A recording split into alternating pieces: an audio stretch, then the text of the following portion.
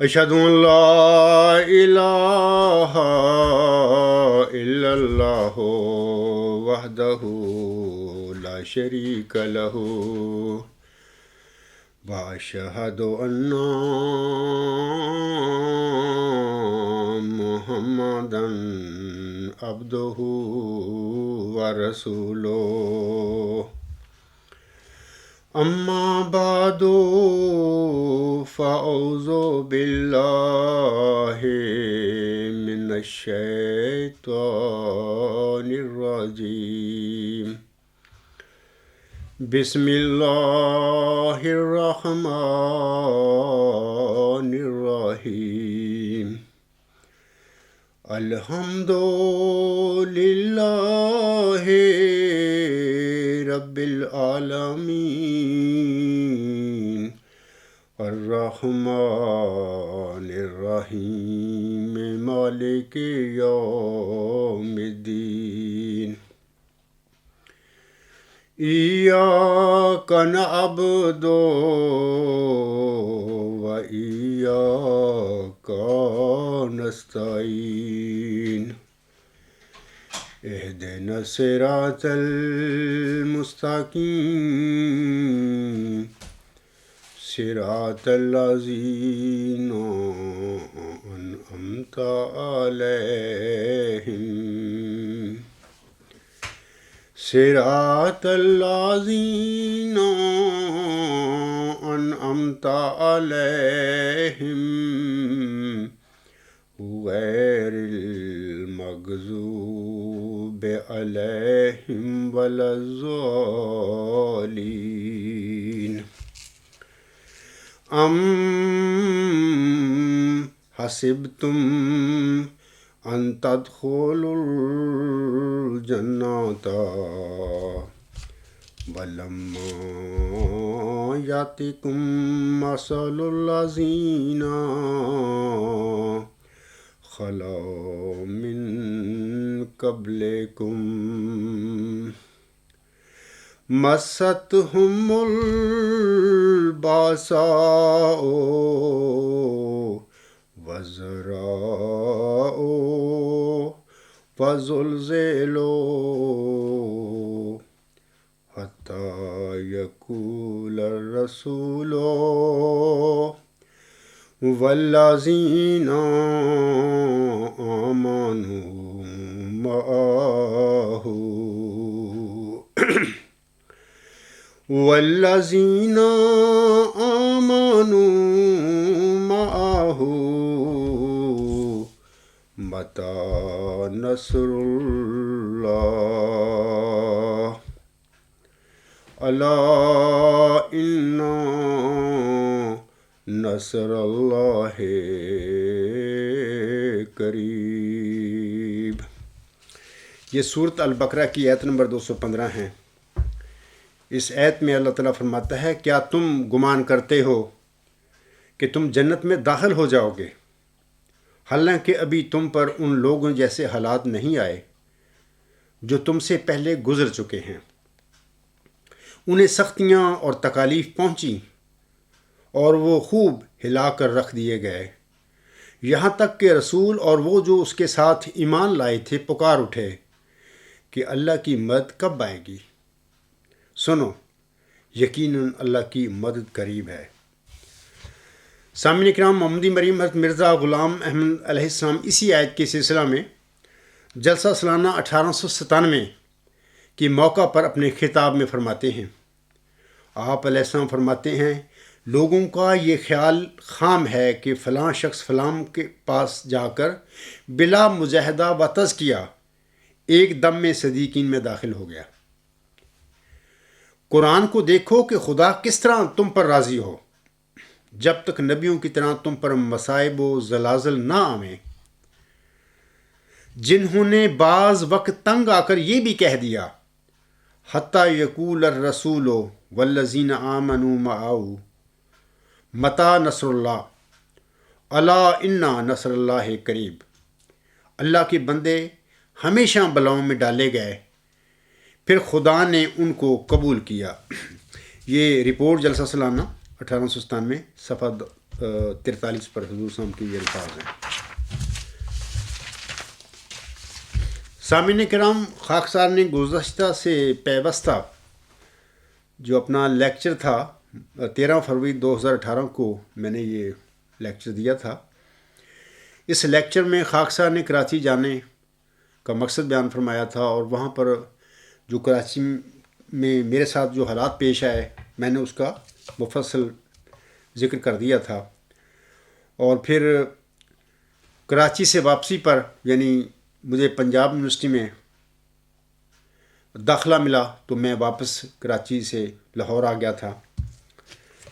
تو آج کا جو میرا لیکچر ہے اس میں نے بتاؤں گا کہ ایم اے کرنے کے بعد دارالحمد جو احمدیہ ہاسٹل تھا اس میں جو میرے ساتھ وہ واقعہ پیش ہوا وہ کیا تھا اور اس کی حقیقت کیا ہے۔ اس سلسلے میں اب اس لیکچر میں کچھ گزارشات آپ لوگوں کے آگے پیش کروں گا۔ پہلے تو میں اپنی بات شروع کرنے سے پہلے وہ منظوم کلام جو خاکسار کے دل پر اللہ تعالی نے الہام فرمایا تھا اس کے متعلق میں کچھ بتانا چاہتا ہوں۔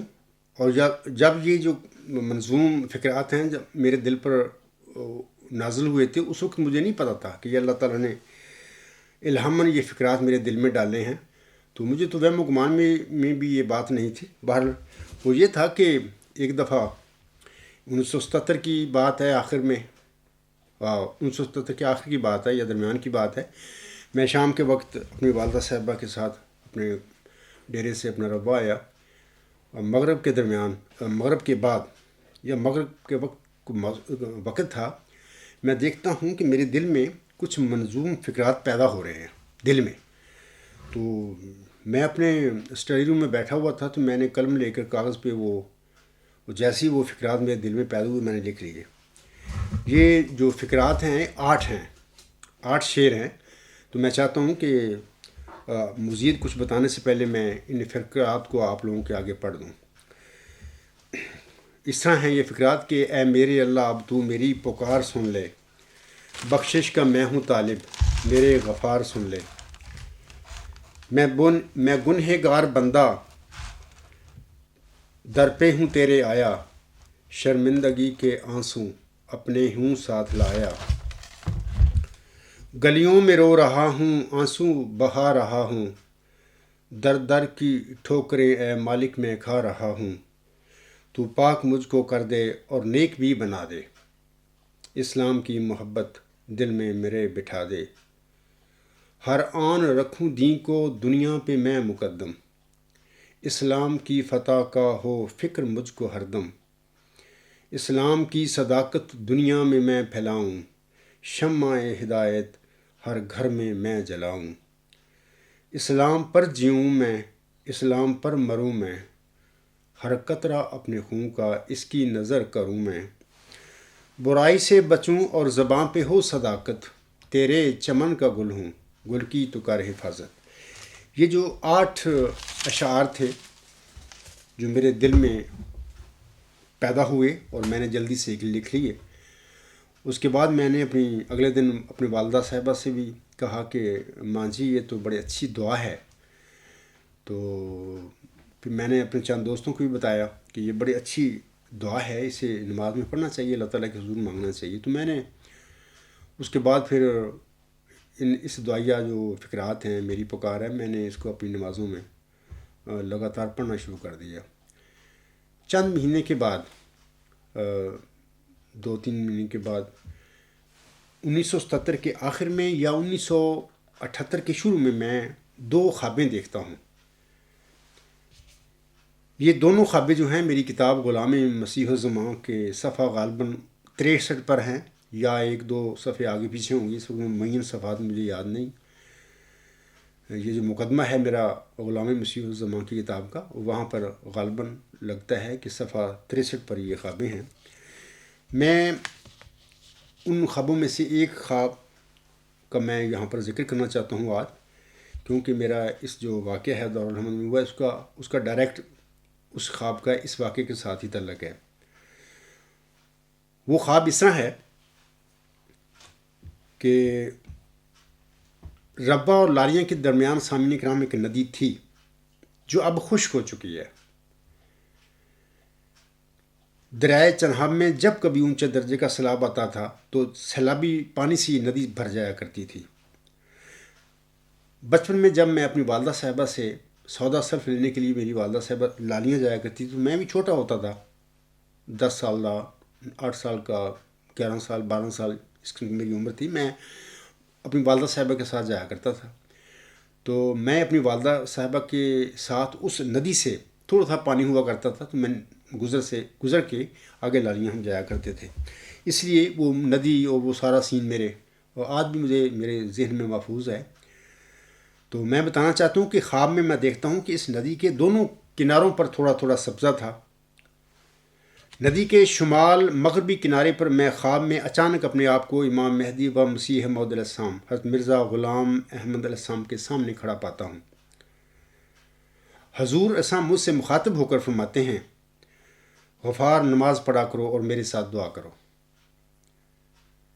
میں نے حضور اسلام کے ساتھ اپنے ہاتھ آسمان کی طرف دعا کے لیے اٹھا لیے، اور اس وقت میں اللہ تعالیٰ کے حضور یہی منظوم الہامی دعا مانگ رہا تھا کہ میری آنکھ کھل گئی۔ وہی دعا جو ابھی میں نے آپ لوگوں کے آگے پڑھی ہے، جو میرے دل میں فکرات پیدا ہوئے تھے، تو میں یہی پڑھ رہا تھا تو میری آنکھ کھل گئی تھی۔ سامعین کرام، مبارک سجدہ سے اٹھنے کے بعد، یعنی دارالحمد میں جو واقعہ ہوا میرے ساتھ، مبارک سجدہ سے اٹھنے کے بعد اللہ تعالیٰ نے اس خواب کی جو تعبیر مجھے بتائی تھی، میں اس لیکچر میں آگے جا کر میں آپ لوگوں کو تفصیل بتاؤں گا۔ سامعین کرام، 1981 کے شروع میں خاکسر پنجاب یونیورسٹی میں پولیٹیکل سائنس میں ماسٹر کرنے کے لیے شعبہ سیاست میں داخل ہو گیا۔ 15ویں یعنی 5th ایئر کلاس میں کل 5 پیپروں میں سے 2 پیپر جو تھے وہ سیاسی فلسفہ کے حوالے سے تھے۔ ایک پیپر مسلم سیاسی فلسفہ یعنی مسلم پولیٹیکل تھاٹ اور دوسرا ویسٹرن پولیٹیکل تھاٹ کا تھا۔ مغربی سیاسی فلسفہ کے تحت ہم نے بشمول سقراط، افلاطون اور ارسطو کے بہت سارے مغربی سیاسی مفکرین کا مطالعہ کیا، اور انہوں نے جو اپنی زندگیوں میں کتابوں میں پولیٹیکل سسٹم پیش کیے اپنی قوموں کے آگے، ان کا ہم نے مطالعہ کیا، تجزیہ کیا۔ سقراط کا مطالعہ کرتے وقت ہم نے اس کے مشہور و معروف تصور جو ہے نیکی علم ہے یعنی ورچو از نالج کو بھی پڑھا۔ متعلقہ کتابیں تھیں یعنی ویسٹرن پولیٹیکل تھاٹ کے حوالے سے، اور بطور خاص سیجز آف ایجز ایک کتاب تھی۔ اس کتاب میں اس سقراطی تصور کو محض ایک اخلاقی نظریہ سمجھتے ہوئے اس کی یہ تشریح کی گئی تھی کہ اگر کسی انسان کے پاس نیک کام کا علم ہو تو پھر وہ نیک کام کر سکتا ہے، یعنی نیک کام کا دار و مدار علم پر ہے، یعنی وہاں پر یہ اس قسم کی ایکسپلینیشن دی گئی تھی، یعنی ورچو ڈیپینڈز اپان نالج۔ لیکن میرے دل و دماغ نے سقراطی تصور کی اس تشریح کو قبول نہ کیا۔ میرے دل و دماغ میں یہ سوال پیدا ہو گیا کہ ضرور اس سقراطی تصور کا مطلب کچھ اور ہے، اور اس پر غور و فکر کرنے کی ضرورت ہے۔ اس وقت مجھے قطعاً احساس نہ ہوا کہ یہ سوال میرے دل میں الہام کیا گیا ہے، یہ مجھے اس وقت کوئی پتہ نہیں تھا۔ میرے اس سوال کی حالت بھی ویسی ہی تھی جیسی کہ سیب کو زمین پر گرتے دیکھ کر نیوٹن کے ذہن میں یہ سوال پیدا ہو گیا تھا کہ یہ سیب زمین کی طرف کیوں گرا ہے، اوپر کی طرف کیوں نہیں گیا۔ میرے اس سوال کی اس وقت بھی کیفیت اسی قسم کی تھی۔ اس وقت تو میں نے امتحانی نقطہ نظر سے مروجہ تشریح کو ذہن میں رکھا، لیکن دل میں ٹھان لی کہ جب کبھی کچھ وقت ملا تو میں اس سقراطی تصور یعنی ورچو از نالج پر غور و فکر کر کے اس کی اصل جو ماہیت ہے اس کو جاننے کی کوشش کروں گا۔ ستمبر 1983 میں خاکسار ایم اے کے امتحانات سے فارغ ہو چکا تھا، اور مجھے یقین تھا کہ میں بہت اچھے نمبروں میں کامیاب ہوں گا۔ میں نے مزید اعلیٰ تعلیم کے لیے چند غیر ملکی یونیورسٹیوں کو لکھا، اور جواباً انہوں نے مجھے اپنے پراسپیکٹس بھیجے۔ ہر یونیورسٹی کا پیشگی $10,000 کا مطالبہ تھا۔ جس میں سالانہ فیس کے علاوہ دیگر اخراجات شامل تھے۔ اس وقت میرے پاس فروخت کرنے کے لیے سوائے ربا میں اپنے مکان کے اور کچھ نہیں تھا، لیکن میرا یہ مکان بھی میرے بھائیوں کے قبضہ میں تھا اور میں کچھ بھی نہیں کر سکتا تھا۔ اس وقت میں تو اپنی دنیاوی تعلیم کی تکمیل کے لیے فکر مند تھا، لیکن تقدیر میرے لیے کوئی اور فیصلہ کر چکی تھی۔ جیسا کہ فارسی میں کہتے ہیں کہ من درچے خیالم و فلک درچے خیال۔ سامعین کرام، میں نے خلیفہ ثالث کے بہت سارے خطبات سنے ہوئے تھے۔ آپ نے اپنے ان خطبات میں بہت دفعہ کہا تھا کہ کوئی بھی ذہین احمدی بچہ مالی مشکلات کی وجہ سے ضائع نہیں ہونے دیا جائے گا۔ اس مشکل وقت میں مجھے جناب مرزا طاہر احمد صاحب کا وہ وعدہ یاد آ گیا جو آپ نے کسی زمانے میں میرے ساتھ کیا تھا۔ یہ 69 یا 70 کی بات ہے۔ اس وعدہ کی تفصیل میری کتاب غلام مسیح الزمان کے مقدمہ میں موجود ہے۔ اس وقت یعنی 1983 کے ستمبر اکتوبر کی بات ہے، اس وقت مرزا طاہر احمد صرف مرزا طاہر احمد ہی نہیں تھے بلکہ وہ جماعت احمدیہ کے خلیفہ رابع بھی بن چکے تھے۔ اکتوبر 1983 کے شروع میں نے جناب خلیفہ رابع صاحب کو ایک خط لکھ کر انہیں ان کا یہ وعدہ یاد دلایا۔ میں نے اپنی تعلیم کی تکمیل کے لیے انہیں وظیفہ کے لیے درخواست کی تھی۔ میں نے یہ بھی لکھا تھا کہ اگر مجھے وظیفہ دینا جماعت کے لیے ممکن نہ ہو تو مجھے قرضہ حسنہ دے دیا جائے۔ تعلیم مکمل کرنے کے بعد میرے لیے جتنی جلدی ممکن ہوا تو میں یہ قرض حسنہ واپس کر دوں گا۔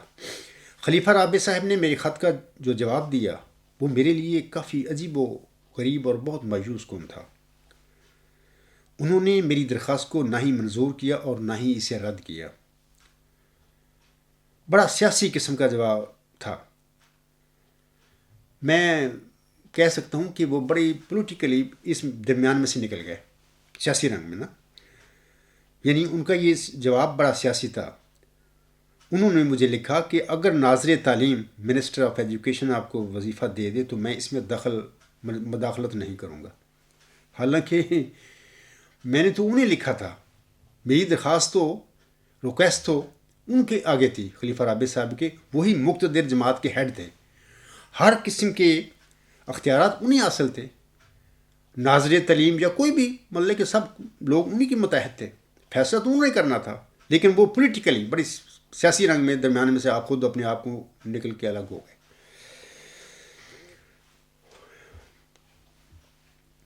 اس طرح خلیفہ رابع صاحب نے اپنا وعدہ پورا کرنے کی بجائے سامنے کرم ٹال مٹول کر کے مجھے ناظر تعلیم کے پاس بھیج دیا، جو کہ اس زمانے میں مرزا غلام احمد تھے، جن کا ابھی کچھ 4 ہفتے پہلے یا ان دنوں میں انتقال ہوا ہے۔ اللہ تعالیٰ ان پر رحمت فرمائے۔ بعد ازاں جب میں ناظر تعلیم سے ملا اور خلیفہ رابع صاحب کا خط ان کے آگے رکھا تو انہوں نے فوراً کسی قسم کی مدد سے انکار کر دیا۔ بہرحال خلیفہ رابع صاحب کے جواب نے مجھے انتہائی مایوس اور افسردہ کر دیا۔ سامعین کرام، مجھ پر غموں اور مایوسیوں کا ایک پہاڑ سا آن گرا۔ میرا دل ٹوٹ گیا اور وہ وعدہ جسے میں ایک عرصہ سے بت بنا کر پوجتا پھر رہا تھا، وہ وعدہ چور چور ہو گیا۔ 2 گھڑی صبر سے کام لو ساتھیو، آفت ظلم تو جور ٹل جائے گی، آہ مومن سے ٹکرا کے طوفان کا، رخ بدل جائے گا، رت بدل جائے گی۔ سامعین کرام، بعض اوقات زندگی کے حوادث کس طرح انسانی زندگی کا رخ موڑ دیتے ہیں اور بظاہر دل شکنی، مایوسی، ناکامی اور ابتلا اپنے اندر کس قدر بہتری اور رحمت کا پیغام لاتی ہے، انسان اس کا تصور بھی نہیں کر سکتا۔ انسان جب کسی ابتلا سے گزرتا ہے تو اسے دکھ ہوتا ہے، کبھی کبھی مایوسی اس کے رگو پے میں پھیل جاتی ہے اور بعض اوقات وہ اپنے آپ کو کوسنے لگتا ہے، لیکن وقت گزرنے کے بعد اس پر راز کھلتا ہے کہ اس مایوسی، اس مشکل، اس ناکامی اور ابتلا میں اس کے لیے بہتری اور کامیابی پوشیدہ تھی۔ اگر خلیفہ رابع صاحب اپنے وعدہ کے مطابق مجھے وظیفہ یا قرض حسنہ دے دیتے اور میرا دل نہ ٹوٹتا تو میں زیادہ سے زیادہ کسی غیر ملکی یونیورسٹی سے اعلیٰ تعلیم حاصل کر کے کسی کالج یا یونیورسٹی میں پروفیسر ہو جاتا۔ کسی صوفی شاعر نے کیا خوب کہا ہے، مسجد ڈھا دے مندر ڈھا دے جو کچھ ڈھیندا، مسجد ڈھا دے مندر ڈھا دے جو کچھ ڈھیندا، پر کسے دا دل نہ ڈھائیں رب دلاں وچ رہندا۔ اب میں سوچتا ہوں کہ قدرت نے میری مدد کی درخواست کی ریجیکشن کو میرے لیے رحمت بنا دیا۔ جس ناکامی نے مجھے بظاہر غمزدہ کیا، اسی ناکامی میں میرے لیے کامیابی اور اللہ تعالیٰ کی رحمت پوشیدہ تھی۔ سامعین کرام، وہ کیا تھی رحمت؟ تو اب میں اس کا ذکر کرتا ہوں کہ نومبر 1983 کے شروع میں خاکسار اسی غم زدہ حالت میں ربا سے واپس لاہور چلا آیا۔ یعنی جناب خلیفہ رابع صاحب نے تو مجھے فارغ کر دیا یعنی سیاسی انداز میں۔ جب اہل دنیا سامنے کرام مجھے چھوڑ گئے اور خدا کے بنائے ہوئے 100 کارڈ خلیفوں کے وعدے بدل گئے، تو پھر اللہ تعالیٰ نے میری غم گساری فرماتے ہوئے مجھے اپنی مدد کا پختہ یقین دلایا۔ اس نے مجھے تسلی دی اور اپنی رحمت کی چادر میں مجھے لپیٹ لیا۔ امر واقعہ یہ ہے کہ اللہ تعالیٰ نے تو مجھے پیدائشی طور پر ہی اپنی رحمت کی چادر میں لپیٹا ہوا تھا، لیکن مجھے اس کی خبر نہیں تھی۔ مثل مشہور ہے، رحمت حق بہانہ می جوید۔ مطلب یہ کہ اللہ تعالیٰ کی رحمت بہانہ تلاش کرتی ہے۔ میرے لیے یہ بہانہ کیسے بنا؟ یہ واقعہ کچھ اس طرح ہے کہ ان دنوں لاہور میں احمدی طلباء کی ایک ٹیلنٹ کلب تھی، یعنی talent club of Ahmadiyya students. خاکسار کو بھی اس کلب کا ممبر بنایا ہوا تھا۔ کلب کے ماہانہ اجلاس میں کسی ممبر نے اپنے مضمون میں سے کوئی موضوع لے کر اس پر قرآن مجید کی روشنی میں لیکچر دینا ہوتا تھا۔ جب میں ربا سے لاہور واپس گیا تو کلب کے منتظم نے مجھے ماہ دسمبر کے اجلاس میں لیکچر دینے کے لیے کہا۔ میں نے حامی بھر لی۔ میں نے ان دنوں سقراطی تصور یعنی نیکی علم ہے پر غور و فکر شروع کر رکھا تھا۔ میرا خیال تھا کہ میں اسی نظریہ کے متعلق ماہانہ اجلاس میں لیکچر بھی دے دوں گا۔ سامعین کرام، بظاہر یہ سقراطی نظریہ جو ہے ورچوئس نالج بہت سادہ اور بہت آسان لگتا ہے، لیکن جب میں نے اس پر غور و فکر شروع کیا تو یہ نظریہ میرے لیے ایک انتہائی مشکل معمہ ثابت ہوا۔ اگرچہ اس نظریہ کو آج تک ایک اخلاقی نظریہ سمجھا گیا ہے، لیکن سقراط کا یہ نظریہ دراصل اخلاقی نظریہ ہونے کی بجائے ایک علمی نظریہ تھا، یعنی it is theory of knowledge, not it is an ethical theory, کیونکہ اس میں علم کو نیکی کے ساتھ تشبیہ دے کر اس کی ماہیت کو سمجھنے کی طرف رہنمائی کی گئی ہے۔ اب سوال یہ تھا کہ جب تک ہمیں نیکی کی ماہیت کا پتہ نہیں چلتا، اس وقت تک ہم علم کو بھی نہیں جان سکتے، کیونکہ اس نظریہ کے مطابق نیکی اور علم دونوں ایک ہی وجود ہیں۔ اب میری مشکل یہ تھی کہ نیکی کیا ہے۔ میں نے 2 یا 3 ہفتے تک بڑی محنت کی اور اپنی ذہنی صلاحیتوں کا انتہائی حد تک استعمال کیا، لیکن نتیجہ صفر۔ اس وقت مجھے بڑی شرمندگی محسوس ہوئی کہ اگرچہ میں نے ایم اے کیا ہے اور میں ایک بہترین طالب رہا ہوں، لیکن مجھے اب تک یہ پتہ نہیں کہ علم کیا ہے۔ 10 دسمبر کے قریب جمعہ کا ایک مبارک دن آ گیا۔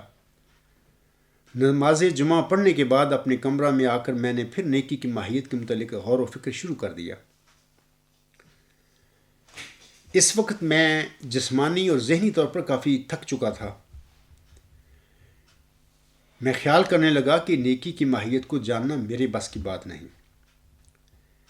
اس وقت میرے دل میں خیال آیا یا میرے دل میں تحریک پیدا ہوئی کہ کیوں نہ اس سوال کا جواب علیم و خبیر ہستی سے پوچھا جائے۔ میرے دل میں دعا کے لیے کافی جوش پیدا ہو گیا اور میں چارپائی پر بیٹھے بیٹھے قبلہ رخ کی طرف منہ کر کے اللہ تعالیٰ کے حضور سجدہ ریز ہو گیا۔ حصول علم کے لیے اللہ تعالیٰ نے چند دعائیں پیارے نبی حضرت محمد مصطفیٰ احمد مجتبیٰ صلی اللہ علیہ وآلہ وسلم اور امام مہدی و مسیح موعود حضرت مرزا غلام احمد علیہ السلام کو الہام کی ہوئی ہیں۔ میں نے یہ الہامی دعائیں زبانی یاد کی ہوئی تھیں اپنی اسٹوڈنٹ لائف میں نا، اور میں حسب توفیق انہیں نماز میں بھی پڑھا کرتا تھا۔ میں نے سجدہ میں ان الہامی دعاؤں کو پڑھنا شروع کر دیا۔ یہ الہامی دعائیں اس طرح ہیں۔ پہلی دعا رب زدنی علما، یہ سورۃ طٰہٰ کی آیت نمبر 115 میں دعا ہے۔ تذکرہ صفحہ 310 پر بھی یہ دعا ہے جو حضور علیہ السلام یعنی حضرت مرزا صلی اللہ علیہ وسلم پر الہام ہوئی تھی۔ اس کا معنی یہ ہے کہ اے میرے رب، مجھے میرے علم میں زیادتی عطا فرما۔ دوسری دعا اس طرح کہ رب علمنی ما ہوا خیر عندک، تذکرہ صفحہ 558، اے میرے رب مجھے وہ کچھ سکھلا جو تیرے نزدیک بہتر ہے۔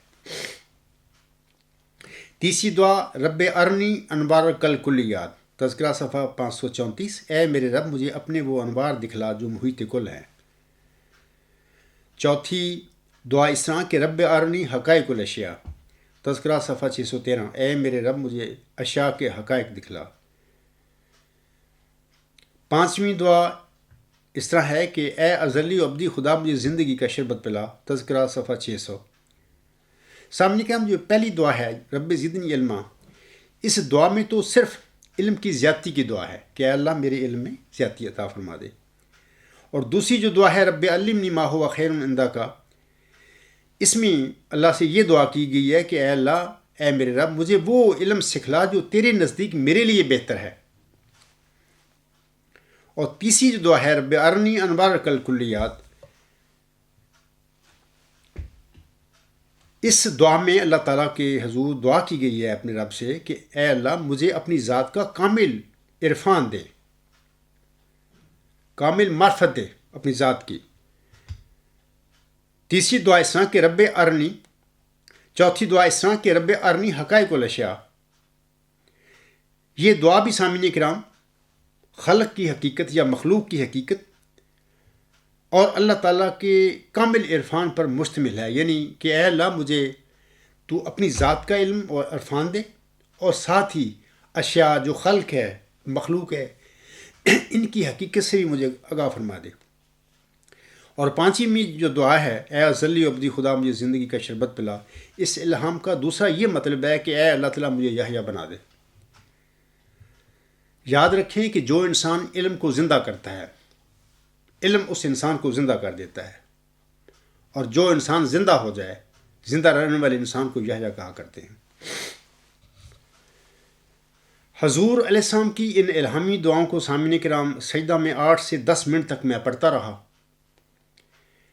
اسی سجدے کی حالت میں نہ صرف مجھے احساس ہوا بلکہ یقین بھی ہو گیا کہ اللہ تعالیٰ نے میری ان دعاؤں کو سن لیا ہے، اور سجدے میں ہی نیکی کی ماہیت کے متعلق بہت سارا علم میرے دل و دماغ میں سرایت کر گیا، اور میری سجدہ میں ہی کایا پلٹ گئی۔ ایک طرف تو 2-3 ہفتے میں اس نظریہ پر غور و فکر کرتا رہا، ذہنی طور پر ورچوئس نالج، نتیجہ صفر، کچھ بھی نہیں مجھے پتا۔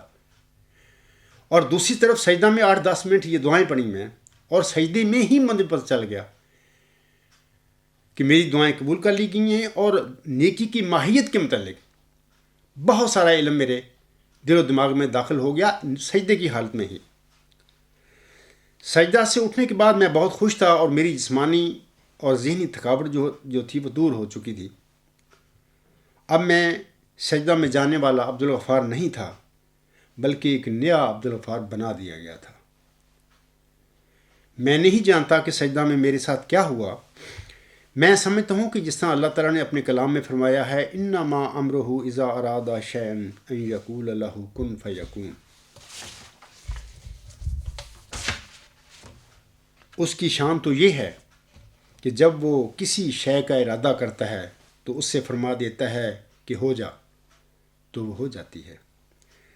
شاید کچھ ایسی ہی بات سجدہ میں میرے ساتھ بھی ہو گئی تھی۔ بہرحال اللہ تعالیٰ بہتر جانتا ہے کہ میرے ساتھ کیا ہوا۔ اسی دن یا اگلے دن شام کے وقت ورچو از گاڈ کا مجھے الہام ہو گیا. جو ہمارا تھا سامعین کرام وہ اب دل بھر کا سارا ہو گیا. آج ہم دل بھر کے اور دل بھر ہمارا ہو گیا.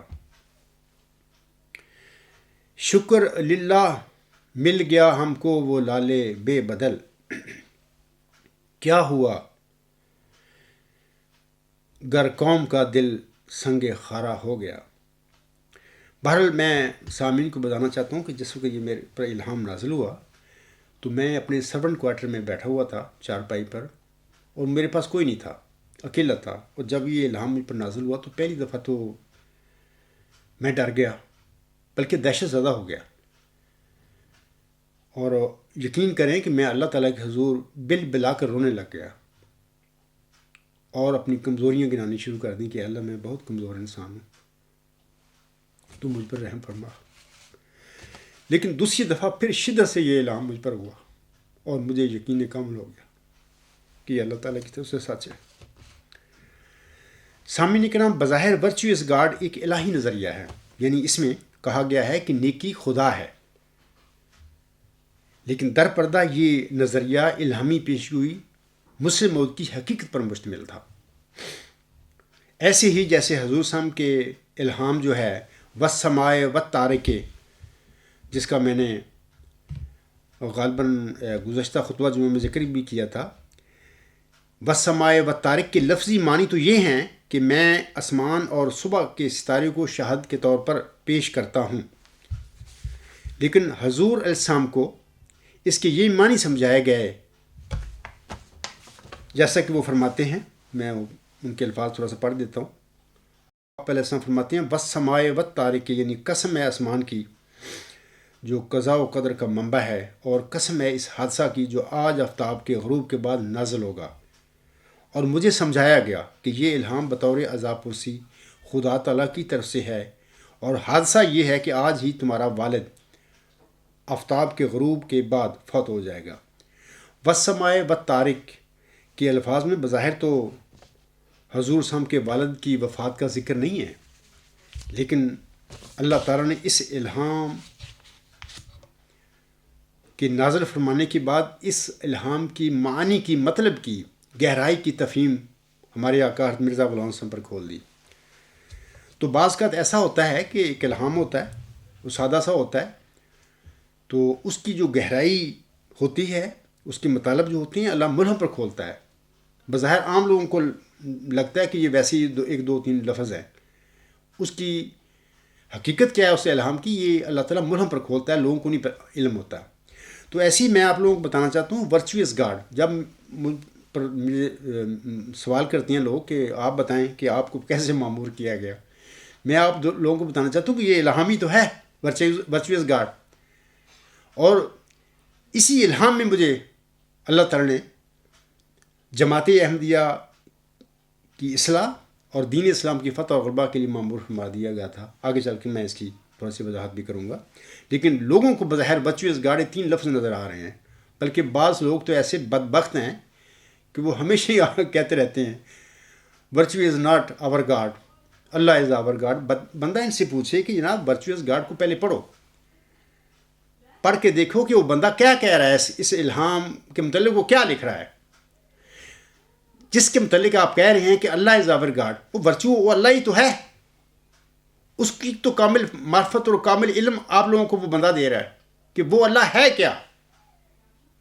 وہ اللہ سپریم الٹیمیٹ یونیورسل ٹروتھ ہے، اور ورچو بھی سپریم الٹیمیٹ یونیورسل ٹروتھ ہے. اور اس کی میں نے بڑی وضاحت کی ہوئی ہے اپنے تھیسس میں، اور کتاب غلام مسیح الزماں کا دوسرا پارٹ جو ہے اسی تھیسس اسی نظریہ پر تو ہے لکھا گیا. آپ پڑھو، وہاں پر جو مصنف ہے یہی باتیں تو بتاتا ہے، لیکن اس کی طرف آپ لوگوں نے مخالفت میں توجہ نہیں کرنی. بس یہ کہتے رہنا ہے اپنے دل کو تسلی دینے کے لیے، اطمینان دینے کے لیے کہ نہیں، virtue is not our God, Allah is our God. Allah تعالیٰ آپ کے لیے ہدایت کے سامان پیدا کرے. سامعین کرام، مجھے مذکورہ الہام میں بتایا گیا کہ سقراط نے جس نیکی یعنی ورچو یا خیر گڈ یا ایریٹی کو علم قرار دیا تھا، 2,500 سال پہلے، وہی ہماری کائنات کا مالک اور ہمارا خدا ہے، اور وہ اعلیٰ انتہائی ہماگیر حق ہے۔ اس کے بعد یہ سلسلہ شروع ہو گیا سامعین کرام کہ میری سوچ اور کوشش کے بغیر اچانک بعض معلومات میرے دل و دماغ میں سرایت ہونی شروع ہو گئی۔ یہ اس سجدہ کا جو واقعہ تھا، اس کے بعد یہ سلسلہ میرے ساتھ شروع ہوا۔ مطلب چلتے پھرتے مجھے نہیں سمجھ لگ رہی تھی بھی یہ کہاں سے کیا آ رہا ہے میرے تک، بغیر کسی کوشش، بغیر کسی تحقیق کے چلتے پھرتے بعض گہرے راز علم سے متعلقہ یا مذہب سے متعلق میرے دل و دماغ میں سرایت کرنا شروع ہو گئے۔ یہ سارا معاملہ اس سجدے سے اٹھنے کے بعد، اس سجدے میں جو میں نے دعائیں مانگی تھیں اس کے بعد ہوا۔ اس پر میں نے محسوس کیا سامعین کرام کہ مذہب اور علم سے متعلق گہرے سربستہ راز کا غیب سے مجھ پر انکشاف کیا جا رہا ہے۔ پھر انہی اطلاعات یعنی انفارمیشن کی روشنی میں خاکسار نے الہی نظریہ یعنی ڈیوائن تھیوری ورچوئس گاڈ لکھا۔ مجھ پر انکشاف ہوا لکھنے کے بعد، جب میں نے مکمل کر لیا کہ یہی الہی نظریہ اعلیٰ انتہائی ہماگیر نظریہ ہے، اور یہی نظریہ النظریات یعنی مدر آف تھیریز ہے، اور یہی نظریہ میں نے پیچھے بھی بتایا ہے، کسی عزیز کے دل میں اللہ نے ڈال دیا کہ یہی نظریہ سیل آف دا تھیریز بھی ہے، یعنی خاتم النظریات بھی ہے۔ اور یہ جو باتیں میں کہہ رہا ہوں یہ اتنی بڑی باتیں ہیں، اس سے آگے کچھ بندہ کوئی دعویٰ نہیں کر سکتا علم کے حوالے سے۔ جماعت احمدیہ قبرستان کے لوگوں کو چاہیے کہ غور کریں اس پہ بھی۔ ایک عبدالغفار کہ ہم مخالفت دن رات گند بکتے پھرتے رہتے ہیں، یہ اتنی بڑی بڑی باتیں کر رہا ہے کہ اس کے تصور بھی نہیں ہم لوگ کر سکتے، اور پھر وہ کہہ رہا ہے کہ میں میدان میں کھڑا ہوں، آؤ چیلنج کرو مجھے، اور ہمارے جماعت کا کوئی خلیفہ کوئی مولوی اس کا سامنا کرنے کے لیے تیار نہیں ہے۔ آخر وجہ کیا ہے یار؟ تو میں آپ لوگوں کو کہوں گا کہ اتنی بڑی باتیں ہیں کہ نظری طور پر ورچوئس گاڈ سے آگے بڑھنا ممکن نہیں ہے۔ آپ سوچو یہ جو میں کہہ رہا ہوں اس کا کیا مطلب ہے؟ یہی وجہ ہے کہ یہ سپریم الٹیمیٹ یونیورسل تھیوری یا کانسیپٹ ہے، اس سے آگے بڑھنا ممکن نہیں نظری طور پر۔ سامعین کرام، جس طرح اللہ تعالیٰ نے سیب گرنے کے ایک معمولی واقعہ سے نیوٹن کو الہام کر کے اسے جدید سائنس کا امام بنا دیا تھا، بالکل اسی طرح اللہ تعالیٰ نے خاکسار کو الہامی طور پر نہ صرف سقراطی نظریہ یعنی ورچوئز نالج کی حقیقت سے آگاہ فرمایا، بلکہ اس عاجز پر ایک اعلیٰ انتہائی ہماگیر نظریہ ورچوئز گاڈ کا الہام فرما کر خاکسار کو ہمیشہ کے لیے دنیا علم و حکمت کا امام بھی بنا دیا ہے۔ یہ بہت بڑی بات ہے۔ آپ مجھ پر گند بکنے کی بجائے ای میل فارم پر اپنے خلیفہ صاحب کو، اپنے مولویوں کو تیار کر کے بھیجو، میدان میں میرے سامنے آئیں، تو وہاں پر ہماری مٹ بھیڑ ہو، پتہ لگے کہ حقیقت کیا ہے۔ یہ جو میں باتیں کہہ رہا ہوں کیوں کہہ رہا ہوں، تو وہاں پر پتہ چل جائے گا، دودھ کا دودھ اور پانی کا پانی ہو جائے گا۔ بھاگتے کیوں پھر رہے ہو؟ اور ای میل فون پہ گند بکنا، بد زبانی کرنا، یہ یہودیانہ کام ہے۔ یہودی یہی کیا کرتے تھے، تو آپ لوگ بھی سارے یہودی نما بن چکے ہو، بلکہ یہودیوں سے 10 قدم آگے ہو۔ اگر کسی کو سامنے کے نام اس میں کوئی شک ہو، یہ جو میں کہہ رہا ہوں کہ اللہ تعالیٰ نے ورچوئس گاڈ اس عجز پر الہام نازل فرما کر اس عجز کو ہمیشہ کے لیے دنیا علم و حکمت کا امام بنا دیا ہے، اگر کسی انسان کو اس میں کوئی شک ہو تو وہ میدان میں آ کر آزمائش کر کے دیکھے، پتہ چل جائے گا کہ میں کیا کہتا ہوں۔ سامعین کرام، دنیا کے تقریباً سبھی مذہبی رہنماؤں اور مذاہب کے بانیوں کی زندگی میں کوئی نہ کوئی ایسا مرکزی واقعہ ضرور پیش آیا ہے جس نے اپنے روحانی اثرات کی وجہ سے صاحب واقعہ کی زندگی کو 2 حصوں میں تقسیم کر دیا، ایک اس واقعہ سے پہلے کی زندگی اور ایک اس واقعہ کے بعد کی زندگی۔ پھر ایسے تمام واقعات کا سامعین کرام یہ بھی خاصہ رہا ہے کہ اس واقعہ کے بعد اس شخصیت کی پوری زندگی اس مرکزی واقعہ کے اثرات کے تابع رہی ہے، خواہ وہ ذات حضرت نوح علیہ السلام کی تھی یا حضرت ابراہیم علیہ السلام کی تھی یا حضرت موسیٰ علیہ السلام کی تھی یا حضرت عیسیٰ علیہ السلام کی تھی یا حضرت محمد مصطفیٰ احمد مجتبیٰ صلی اللہ علیہ وآلہ وسلم کی تھی یا امام مہدی و مسیح موعود محمدی مریم حضرت مرزا غلام احمد صاحب کی تھی۔ ان تمام شخصیتوں اور ان کے علاوہ دیگر مذہبی رہنماؤں کی سوانح حیات کسی نہ کسی ایسے مرکزی روحانی تجربہ کی طرف اشارہ کرتی ہے جس کے بعد ان کی زندگی یکسر بدل گئی۔ اس روحانی تجربہ یا روحانی واقعہ کو کسی روایت میں گیان، کسی میں عرفان، کسی میں مشاہدہ اور کسی میں وحی اور الہام کا نام دیا گیا ہے۔ اگر اس روحانی تجربہ کو ایک دوسرے رخ سے دیکھا جائے تو یہ انسان کے لیے اس کی وجودی تنہائی کے مداوع کا تجربہ ہے۔ تنہائی اور بے بسی کا یہ احساس انسان کو عموماً اس وقت شدت سے ہوتا ہے جب وہ زندگی میں کسی بحران میں مبتلا ہو جائے، جیسے کہ یہ عاجز بھی ہو گیا تھا، یا اس کو کوئی ایسا دھکا لگے جو اس کی زندگی کے نظام کو درہم برہم کر دے۔ انسان کی وجودی تنہائی اور لاچاری کی کیفیت میں روحانی تجربہ روشنی کے ایک جھماکہ کی طرح یہ انکشاف کرتا ہے کہ انسان ہمیشہ سے اساسی طور پر ایک منزہ، بے عیب اور مستقل حقیقت سے وابستہ رہا ہے۔ یہ شعور کہ کائنات کی ان بے کرام وسطوں میں انسان تنہا اور بے سہارا نہیں ہے، بلکہ انتہائی بنیادی اور مرکزی اعتبار سے اسے ایک ایسی ہستی کا ساتھ حاصل ہے جو اس کے تمام دکھوں کا مداوع اپنے پاس رکھتی ہے۔ انسان کے اس روحانی تجربہ کی روح اور اس کا مغز ہے، یعنی یہی اس کا جو ہے حاصل ہے اس قسم کے روحانی تجربہ کا۔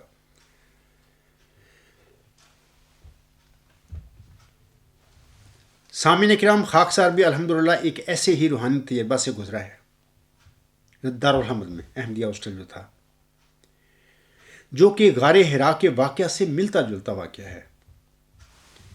ہمارے پیارے نبی حضرت محمد مصطفیٰ احمد مجتبیٰ صلی اللہ علیہ وآلہ وسلم جب 40 برس کے سن کو پہنچے تو وہ اکثر تھوڑا سا راشن لے کر غار حرا میں چلے جایا کرتے تھے۔ وہاں پر تنہائی میں بیٹھ کر اللہ تعالیٰ کا ذکر کرتے، اپنی قوم کا درد تھا ان کے دل میں، بنی نوع انسان کا درد تھا ان کے دل میں، اللہ سے دعائیں کرتے تھے، یا جو بھی اس زمانے میں میرے آقا حضرت محمد مصطفیٰ صلی اللہ علیہ وسلم کا جو دل میں خالق تھا اس سے وہ مناجات کرتے تھے، دعائیں کرتے تھے۔ ماہ رمضان میں ایک دفعہ غار حرا میں ایک رات فرشتہ جبرائیل علیہ السلام آپ علیہ السلام کے سامنے ظاہر ہوا۔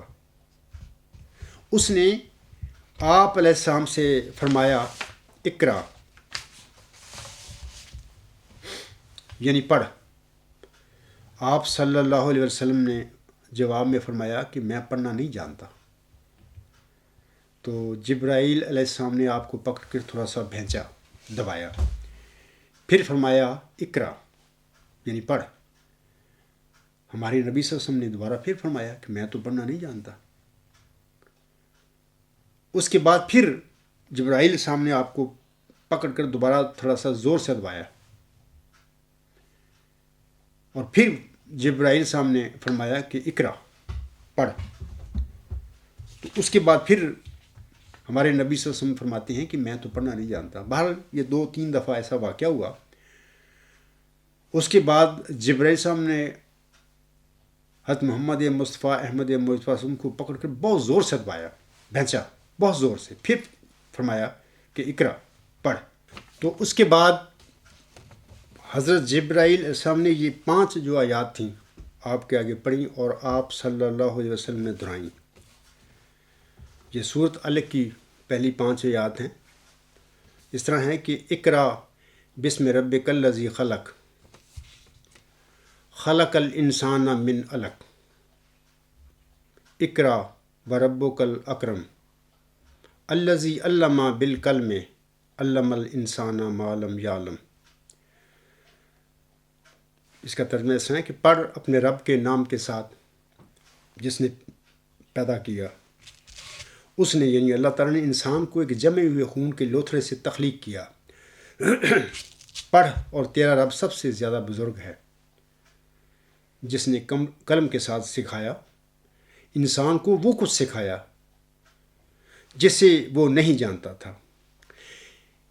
یہ جو غار حرا کا واقعہ تھا، آسم پر بھی دہشت طاری ہو گئی تھی اور خوف سا طاری ہوا۔ تو پھر آپ غار حرا سے واپس گھر آئے تو پریشان تھے، تاریخوں بلکہ ایک تاریخ کی کتابوں میں لکھا ہوا ہے کہ آپ کے پیر اور ہاتھ ٹھنڈے ہو گئے اور سردی آپ کو لگتی تھی. تو جب گھر آئے تو گھر میں آ کر آپ نے اپنی محترمہ زوجہ رضی اللہ تعالی عنہا ختیجہ صاحبہ سے فرمایا کہ ختیجہ مجھے کمبل اڑا دو. تو بہرحال آپ پر کمبل اڑا دیا گیا. بس تھوڑے سے وقت کے بعد جب آپ کو سکون آیا، طبیعت میں ٹھہراؤ پیدا ہو گیا، تو پھر اٹھ بیٹھے اور اپنی زوجہ محترمہ سے وہ سارا غار حرا کا واقعہ کی تفصیل بتائی. تو پھر اپنی زوجہ جو تھی ان کی، انہوں نے حضرت ختیجہ رضی اللہ تعالی عنہا انہوں نے بڑی تسلی دی کہ آپ کو اللہ تعالیٰ ضائع نہیں کرے گا. آپ نے تو فرمایا مجھے اپنے نفس کے متعلق کے حوالے سے ڈر لگ گیا ہے، میں خوف میں مبتلا ہو گیا ہوں. لیکن حضرت ختیجہ رضی اللہ تعالیٰ عنہ نے فرمایا کہ نہیں، آپ کو اللہ ضائع نہیں کرے گا. آپ اس زمانے میں جو قدریں انسانی بہترین قدریں جو مٹ چکی ہیں، آپ تو ان کو زندہ کرتے پھر رہے ہیں. آپ بہترین مہمان نواز ہیں اور رشتہ داروں کے ساتھ حسن سلوک کرنے والے ہیں، ہمسایوں کے ساتھ بہترین سلوک کرنے والے ہیں.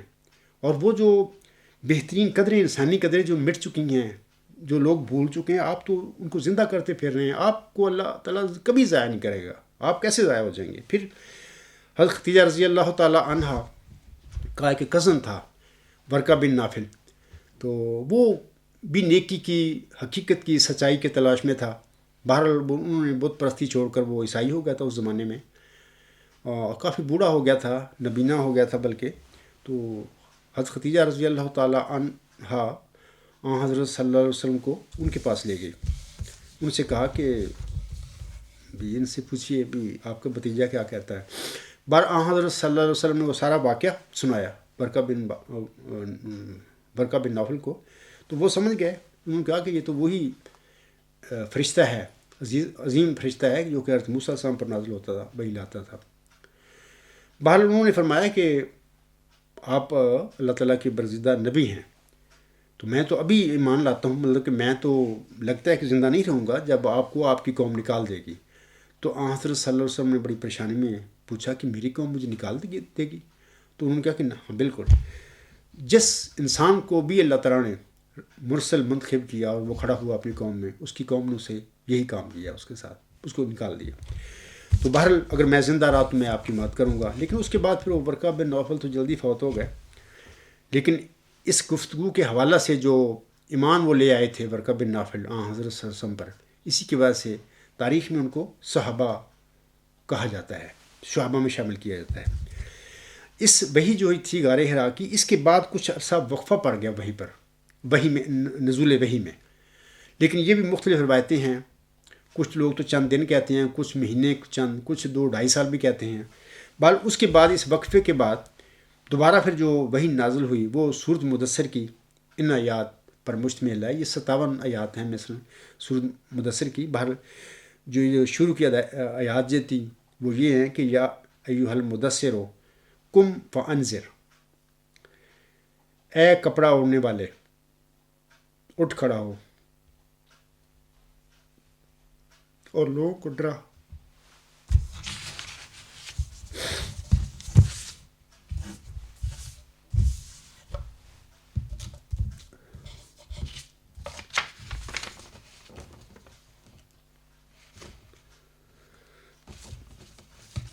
سامعین اکرام، یہ جو خاکسار کے ساتھ واقعہ ہوا احمدیہ ہاسٹل دارالحمد میں، وہ سرونٹ کوارٹر بھی تھا میرا، جس میں میں رہا کرتا تھا. تو یہ واقعہ بھی غار حرا کا جو واقعہ آسم کے ساتھ ہوا تھا، اس سے ملتا جلتا واقعہ میرے ساتھ ہوا.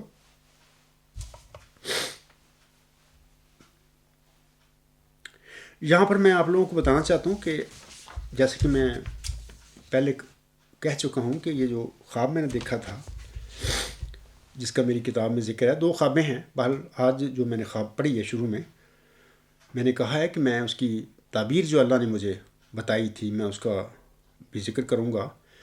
میں آپ لوگوں کو بتانا چاہتا ہوں کہ مبارک سجدہ سے اٹھنے کے بعد دارالحمد میں چند دنوں کے بعد مجھے اللہ تعالیٰ نے یہ بتا دیا کیونکہ یہ ایسا واقعہ تھا میرے ساتھ ہوا کہ جس نے مجھے میری بنیاد سے ہلا دیا. باہر جتنا عرصہ میں وہاں پہ رہا، 31 جنوری 1984 تک میں رہا تھا وہاں پہ. باہر وہاں پر شروع کے چند دنوں کے بعد ہی، یعنی کہ 10 دسمبر کے چند دن بعد ہی اللہ تعالیٰ نے مجھ پر یہ انکشاف فرما دیا کہ یہ جو واقعہ تیرے ساتھ ہوا ہے عبدالغفار، تو یاد کر وہ خواب جو تو نے دیکھی تھی، جس میں تو میرے برگزیدہ بندے امام مہدی و مسیح موعود علیہ السلام کے آگے کھڑے ہو کر تو نے بھی ان کی دعا میں شامل ہو کر دعا کی تھی، اور اس نے بھی دعا کی تھی ہاتھ اٹھا کر. آپ نے بھی اس کے ساتھ ہاتھ اٹھائے تھے. تو یہ جو واقعہ تیرے ساتھ ہوا ہے، یہ اس دعا کا اس بزرگ بندے جو میرا تھا، اس کی دعا کے نتیجے میں یہ سارا واقعہ تیرے ساتھ ہوا ہے. لیکن اس کے بعد پر میں 31 جنوری 1984 کو دارالحکومت چھوڑ کے آ گیا تھا گھر میں، اور اپنے میرے جو مقاصد تھے علمی علم حاصل کرنے کی، وہ ساری میں نے چھوڑ دی اللہ تعالیٰ کی آواز پر لبیک کہتے ہوئے. اور یہ جو مجھے اللہ نے اعلیٰ انتہائی ہماگیر نظریہ بخشا تھا، اس پر میں نے اللہ تعالیٰ کی جو انفارمیشن تھی آ رہی مجھ پر میرے تک، میں نے ان کی روشنی میں اس کو لکھنا شروع کر دیا. تو بہرحال میں بعد میں پھر ایسا ایسا غیر محسوس طریقے سے اللہ تعالیٰ نے مجھ پر ظاہر فرمایا کہ وہ جو خواب تھی جس کا میں نے شروع میں ذکر کیا، اس کی تعبیر کیا تھی. اصل میں آپ لوگوں کو بتانا چاہتا ہوں سامعین کرام کہ اللہ تعالیٰ نے مجھے یہ بتایا تھا کہ اس خواب میں یہ جو ابھی میں نے بتائی ہے، اس میں میرے بندے مہدی و مسیح موسم نے جو دعا مانگی تھی، یعنی انہوں نے بھی ہاتھ اٹھایا. پہلے تو انہوں نے ہاتھ اٹھایا، میں نے ان کے فرمودہ کے مطابق، ان کے فرمان، ان کے حکم کے مطابق ان کی دعا میں شامل ہو گیا تھا ہاتھ اٹھا کر. بہرحال انہوں نے ہاتھ اٹھائے تھے.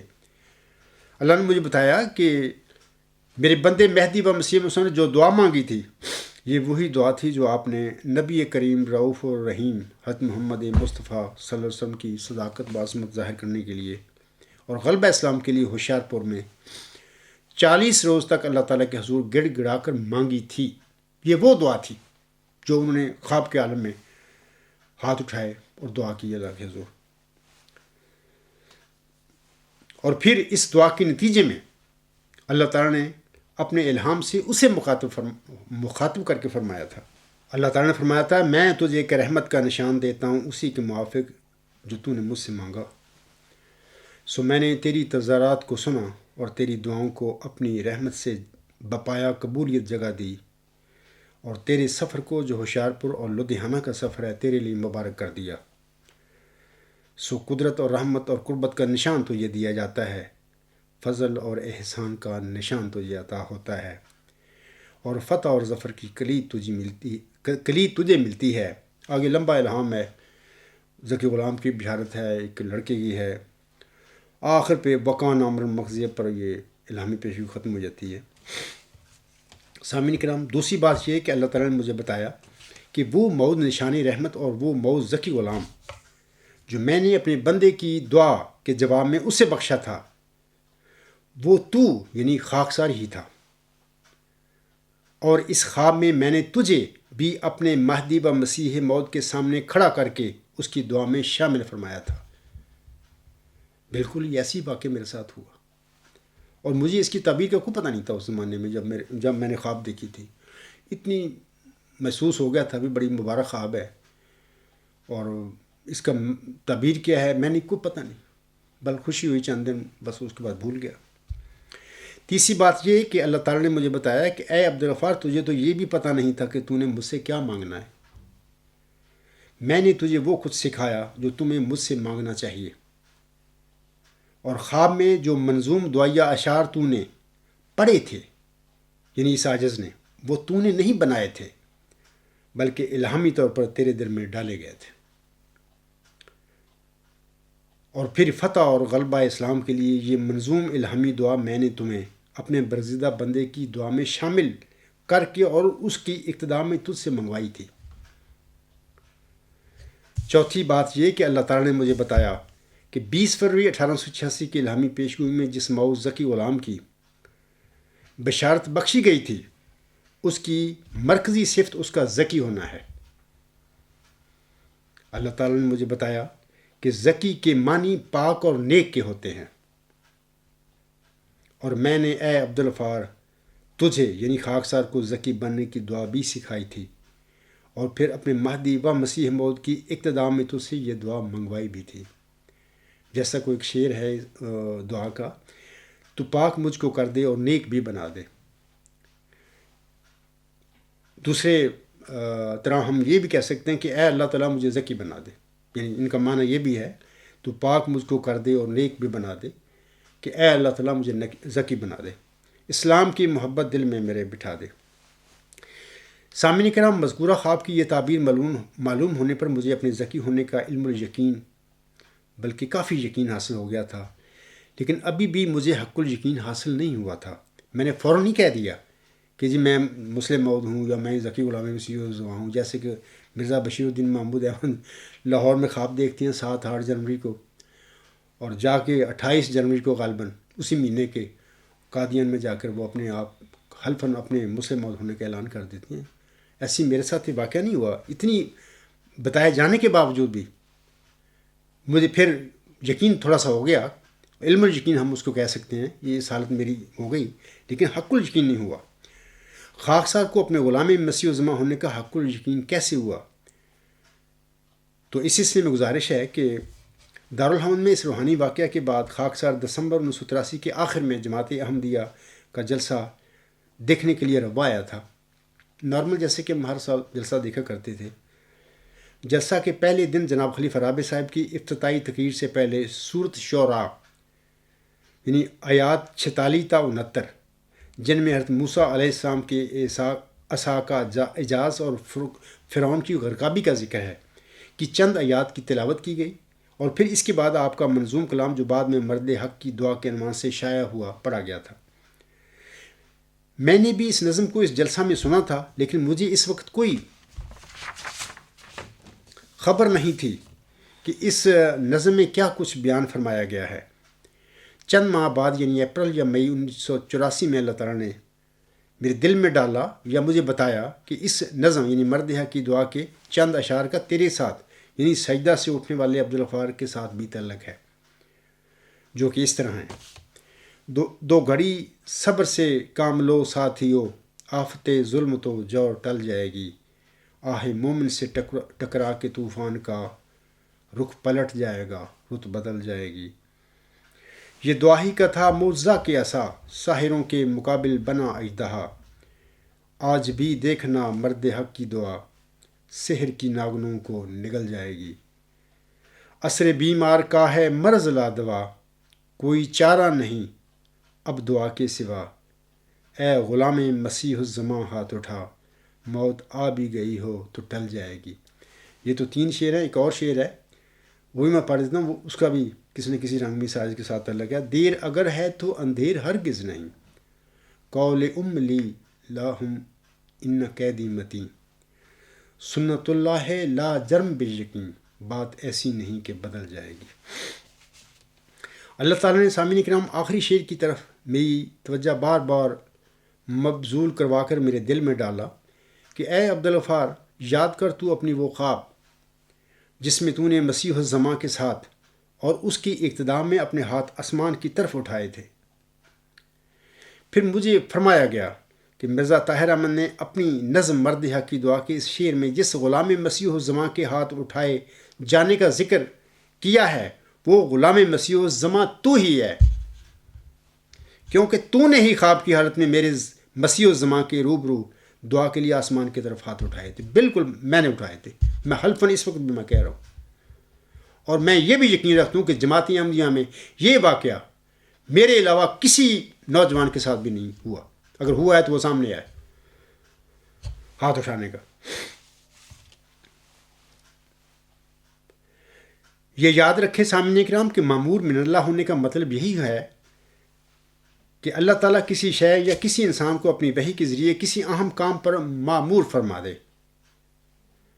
اب جس طرح حضرت ابراہیم علیہ السلام کو خواب دیکھنے کے بعد اس میں شک نہ رہا کہ انہیں اپنے لخت جگر کو اللہ تعالیٰ کی راہ میں قربان کرنے کا حکم ہو چکا ہے، یا جس طرح یا جس طرح موسیٰ علیہ السلام کو وہی یعنی القاء فی القلب کے بعد یہ یقین ہو گیا کہ مجھے اپنے جگر گوشہ کو دریا میں بہائے جانے کا حکم ہو چکا ہے، یا جس طرح شہد کی مکھی اور زمین وہی الہی کے بعد اپنے کام پر معمور ہو گئیں، اسی طرح مجھے بھی خلیفہ رابع صاحب کے شعر کے بعد اور اس شعر کے اللہ تعالیٰ نے جو انکشاف فرمایا مجھ پر، اس کے بعد اپنے غلام مسیح الزماں یعنی مسلم ہونے میں کوئی شک و شبہ نہ رہا، اور میں اپنے رب کے حضور لاجواب سا ہو گیا۔ اب میں تو کبھی کسی جگہ بھاگ نہیں سکتا تھا۔ خواب دیکھی تھی، ڈیفینیٹ دیکھی تھی اور دکھائی تھی اللہ تعالیٰ نے، تو اس وقت جب خواب دیکھی تھی تو مجھے تو پتہ ہی نہیں اس کا مطلب کیا ہے۔ میں نے خواب دیکھی، بڑی خوشی ہوئی کہ بڑی مبارک خواب ہے، اس کے بعد بات آئی گئی ہو گئی۔ تو پھر یہ 5-6 سال کے بعد یہ دارالحمد میں یہ واقعہ ہوا میرے ساتھ، اور اس کے بعد پھر اللہ تعالیٰ مرزا طاہر نے نظم لکھی، اور اس نے کیا سوچ کے لکھی ہے تو اس کو پتہ ہوگا۔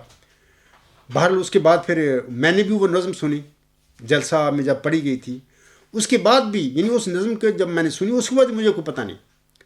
پھر اگلے سال یعنی 84 میں اپریل مئی میں مجھ پر یہ سب انکشافات ہوئے، اور پھر جیسا کہ میں نے ابھی کہا ہے کہ میں اپنے رب کے حضور لاجواب سا ہو گیا۔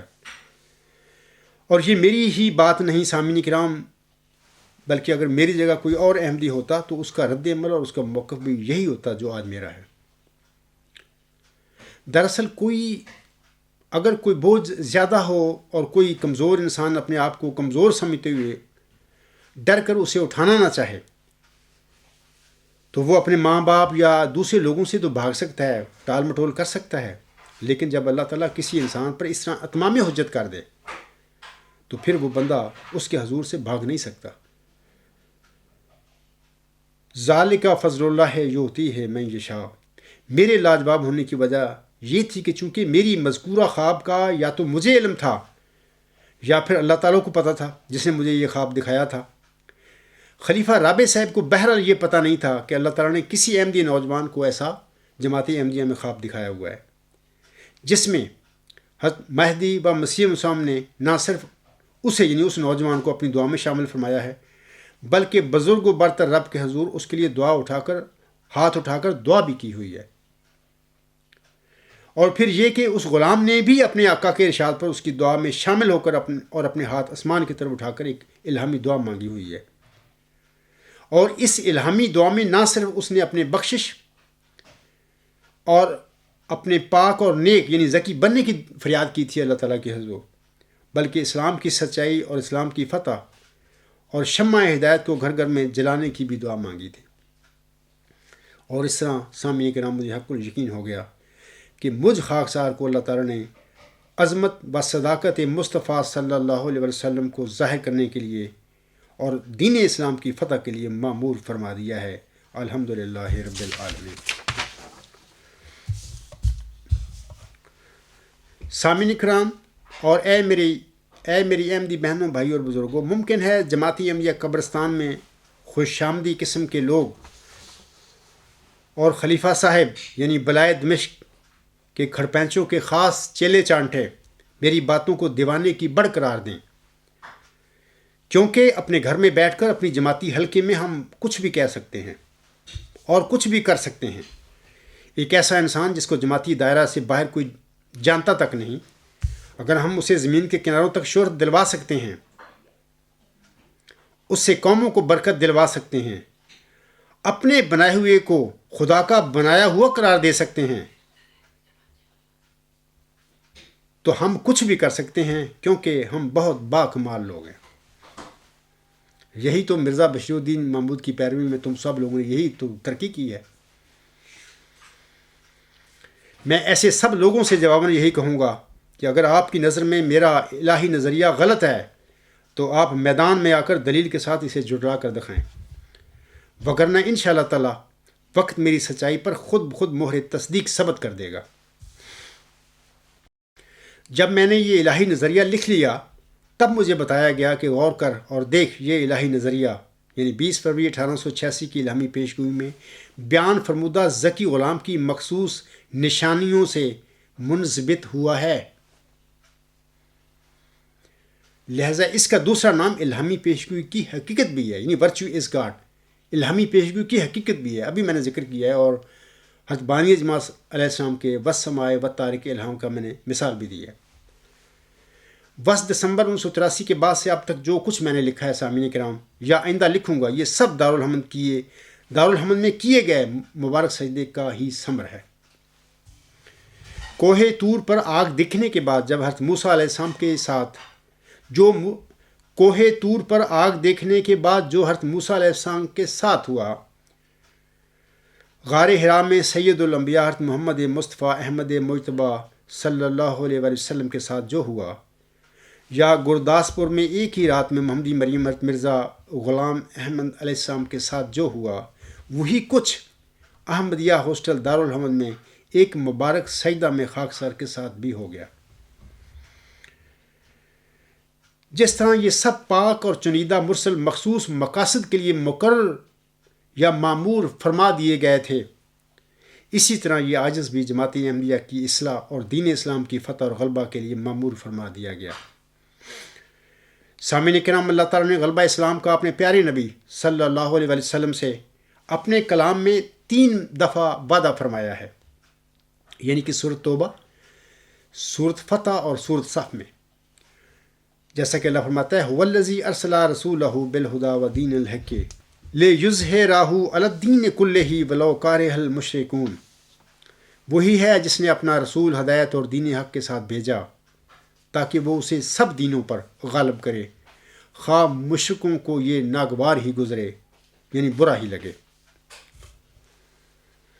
اے میری احمدی بہنوں، بھائیوں اور بزرگوں اور غیر احمدی مسلمان بھائیوں، اللہ تعالیٰ کا اپنے رسول صلی اللہ علیہ وآلہ وسلم سے یہ وعدہ بہرحال اٹل ہے، اور انشاءاللہ تعالیٰ یہ وعدہ ضرور پورا ہوگا۔ اب سوال یہ ہے کہ یہ وعدہ کس طرح پورا ہوگا؟ کیا دین اسلام ادیان باطلہ پر توپ یا تلوار سے غالب آئے گا؟ نہیں، ہرگز نہیں۔ تمام عالم اسلام مل کر بھی طاقت کے ساتھ دین اسلام کو دنیا پر غالب کرنا تو درکنار، آج وہ اپنے مخالفوں کی نظر میں دہشت گرد بنے ہوئے ہیں، اور دین اسلام بھی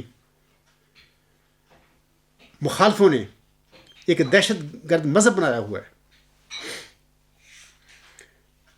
دین اسلام کے مخالفوں کے پاس وہ دنیاوی طاقت اور اسلحہ ہے جس کا عالم اسلام تصور بھی نہیں کر سکتا۔ اب دور کلمی اور علمی جہاد کا ہے، علمی اور نظریاتی جنگ کا ہے۔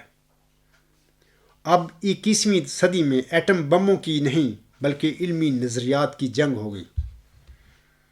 میرا ایمان اور یقین ہے کہ اس جنگ کا میدان خشکی اور تری کی بجائے علمی درس گاہیں ہوں گی، اور انشاءاللہ تعالیٰ اس نظریاتی جنگ میں دین اسلام ادیان باطلہ پر فتح اور غلب پائے گا۔ جس طرح اللہ تعالیٰ نے کائنات کی تشریح و توضیح کے لیے نیوٹن کے ہاتھ میں عالمگیر کشف ثقل کی چابی تھمائی تھی، اسی طرح اللہ تعالیٰ نے محمدی مریم مرزا غلام احمد علیہ السلام کے موعظ ذکی غلام کے ہاتھ میں دین اسلام کی فتح اور مکمل غلبے کے لیے ایک اعلیٰ انتہائی ہمگیر نظریہ ورچو از گاڈ کی چابی تھمائی ہے، جس کے آگے انشاءاللہ تعالیٰ دنیا کی سب اقوام علمی طور پر گھٹنے ٹیکنے پر مجبور ہو جائیں گی۔ یہی اعلیٰ انتہائی ہمگیر نظریہ امت محمدیہ کو ایک ہاتھ پر اکٹھا کرنے والا ہے انشاءاللہ تعالیٰ۔ حضور اسی کی طرف اشارہ فرماتے ہوئے مجموعہ اشتہارات جلد 2 صفحہ 304 تا 305 پر فرماتے ہیں، آپ علیہ السلام فرماتے ہیں اب وہ دن نزدیک آتے ہیں کہ جو سچائی کا آفتاب مغرب کی طرف سے چڑھے گا اور یورپ کو سچے خدا کا پتہ لگے گا۔ حضور صلی اللہ علیہ وسلم کے ان الفاظ پر غور کریں، میں دوبارہ پڑھتا ہوں، اب وہ دن نزدیک آتے ہیں کہ جو سچائی کا آفتاب مغرب کی طرف سے چڑھے گا اور یورپ کو سچے خدا کا پتہ لگے گا، اور بعد اس کے توبہ کا دروازہ بند ہوگا، کیونکہ داخل ہونے والے بڑے زور سے داخل ہو جائیں گے، اور وہی باقی رہ جائیں گے جن کے دل پر فطرت سے دروازے بند ہیں اور نور سے نہیں بلکہ تاریکی سے محبت رکھتے ہیں۔ آگے آپ علیہ السلام فرماتے ہیں قریب ہے کہ سب ملتیں ہلاک ہوں گی مگر اسلام، اور سب حربے ٹوٹ جائیں گے مگر اسلام کا آسمانی حربہ، کہ وہ نہ ٹوٹے گا اور نہ کند ہوگا جب تک دجالیت کو پاش پاش نہ کر دے۔ یہ آسمانی حربہ، یہ virtuous God, supreme ultimate universal theory ہے جو مجھ پر اللہ تعالیٰ نے ظاہر فرمایا ہے۔ آگے حضور فرماتے ہیں وہ وقت قریب ہے کہ خدا کی سچی توحید، جس کو بیابانوں کے رہنے والے اور تمام تعلیموں سے غافل بھی اپنے اندر محسوس کرتے ہیں، ملکوں میں پھیلے گی۔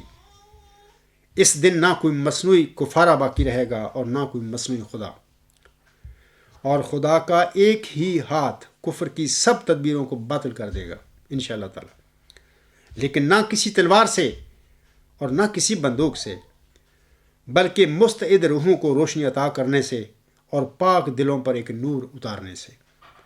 تب یہ باتیں جو میں کہتا ہوں سمجھ میں آئیں گی۔ سامعین کرام، میں بڑے افسوس سے کہتا ہوں کہ وہ مستعد روحیں جنہیں اللہ تعالیٰ روشنی عطا کرے گا اور ان کے دلوں پر ایک نور اتارے گا، بلائے دمشق کے کھڑپینچوں نے جماعت احمدیہ قبرستان میں اس قسم کی مستعد روحوں کے لیے کوئی جگہ نہیں چھوڑی۔ اگر کسی کھڑپینچ کو علم ہو جائے کہ ہمارے اندر اس قسم کی مستعد روح آ گئی ہے تو وہ فوراً اسے نکال باہر کر دیتا ہے، یا اس کے احکامات جاری کر دیتا ہے، اس کو نکال باہر پھینکو اور اس کو شیب ابی طالب میں ڈال دو، جیسا کہ میرے ساتھ ہو گیا۔ سامعین کرام، حضرت مسیح عیسیٰ ابن مریم مسم اپنی کتاب متی باب نمبر 7 کی آیت نمبر 6 میں فرماتے ہیں، آپ علیہ السلام فرماتے ہیں، پاک چیز کتوں کو نہ دو اور اپنے موتی سوروں کے آگے نہ ڈالو، ایسا نہ ہو کہ وہ ان کو پاؤں تلے روندیں اور پلٹ کر تم کو پھاڑیں۔ بلائے دمشق کے کھڑپینچوں نے اپنے قبرستان کے ارد گرد سامعین کرام اس قسم کے سور اور کتے بٹھا رکھے ہیں، اور آج کل خاکسار اور میرے ساتھیوں کو جماعت احمدیہ قبرستان کے اسی قسم کے سوروں اور کتوں کا سامنا ہے۔ اللہ تعالیٰ ان پر رحم کرے اور ان کو ہدایت دے، اگر یہ ہدایت کے قابل ہیں۔ اگر یہ ہدایت کے قابل نہیں، یہ جو جن سوروں کا میں ذکر کر رہا ہوں اور کتوں کا، تو اللہ ان کو ہلاک کرے اور ان کو ملیا میٹ کر دے، اور اپنی سچائی اور صدق جو ہے اور دین اسلام اور احمدیت کا جو غلبہ ہے اور فتح ہے، اس کے راستے پیدا فرما دے۔ حضرت مسیح عیسیٰ علیہ السلام نے یہ جو باتیں فرمائی تھیں اس زمانے میں، اسی مضمون کو میاں محمد بخش رحمہ اللہ تعالیٰ اس طرح بیان فرماتے ہیں۔ آپ فرماتے ہیں، خاصاں دی گل آماں اگے نہیں مناسب کرنی، خاصاں دی گل آماں اگے نہیں مناسب کرنی، میٹھی کھیر پکا محمد کتیاں آگے دھرنی۔ یعنی حکمت اور علم کی بات، معقول بات، علمی بات